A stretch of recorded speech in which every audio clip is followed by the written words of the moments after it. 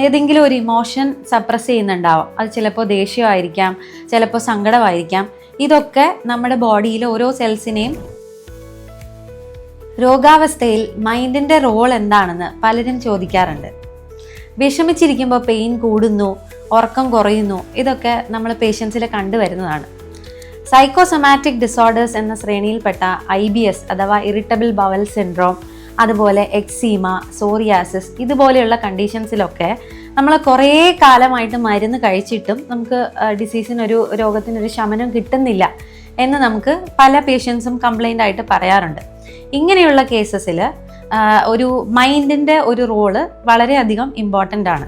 ഈ കേസസിൽ പലപ്പോഴും സപ്രസ് ചെയ്യുന്നത് ഏതെങ്കിലും ഒരു ഇമോഷൻ സപ്രസ് ചെയ്യുന്നുണ്ടാവാം. അത് ചിലപ്പോൾ ദേഷ്യമായിരിക്കാം, ചിലപ്പോൾ സങ്കടമായിരിക്കാം. ഇതൊക്കെ നമ്മുടെ ബോഡിയിലെ ഓരോ സെൽസിനെയും പല രീതിയിൽ അഫക്റ്റ് ചെയ്തിട്ട് അത് എക്സ്പ്രസ് ചെയ്യുന്നത് ഒരു സ്കിൻ ഡിസീസ് ആയിട്ടായിരിക്കാം, ചിലപ്പോൾ ഒരു റെസ്പിറേറ്ററി ഡിസോർഡർ ആയിട്ടായിരിക്കാം, അല്ലെങ്കിൽ ചിലപ്പോൾ നമ്മുടെ ഒരു ഗട്ട് ഇഷ്യൂ ആയിട്ട് ഈ ഒരു ഇമോഷണലി സപ്രസ് ചെയ്യുന്ന കാര്യങ്ങൾ എക്സ്പ്രസ് ചെയ്ത് വരാം. ഇങ്ങനെ ഡെവലപ്പ് ചെയ്യുന്ന ഡിസീസസ് ചിലപ്പോൾ നമുക്ക് മെഡിസിൻസ് മാത്രം കൊണ്ട് നമുക്ക് ക്യൂർ ചെയ്യാൻ പറ്റിയെന്ന് വരില്ല.